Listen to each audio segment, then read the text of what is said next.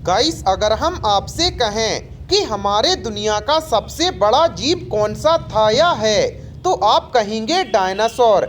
लेकिन अगर हम कहें कि हमारे पृथ्वी पर उनसे भी बड़ा एक जीव मौजूद था, तो आप क्या कहेंगे?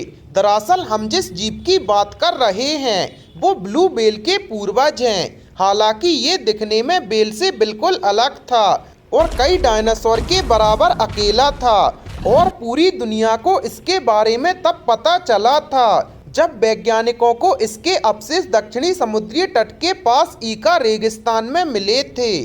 तो चलिए अब हम जानते हैं इस जीवाश्म के बारे में विस्तार से। नमस्कार दोस्तों, आपका एक बार फिर से फैक्टी नॉलेज की वीडियोस पर स्वागत है।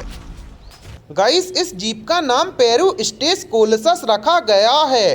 वैज्ञानिकों को इसके जीवाश्म में रीढ़ की हड्डी, 4 पसलियां और एक कूल्हे की एक हड्डी मिली है। वैज्ञानिकों की माने तो ये जीव व्हेल के पूर्वज हैं। इसके अवशेष के आधार पर वैज्ञानिकों का कहना है कि ये जीव अब तक के मिले पृथ्वी पर सभी जीवाश्मों में कई गुना भारी है, और बहुत से शोधकर्ताओं का तो ये भी मानना है कि इस जीव के मिले कुछ अवशेष का ही वजन 5 से 8 टन के आसपास था। और ऐसे में अगर इस जीव के असली वजन की बात करें तो ये कम से कम 340 टन का रहा होगा।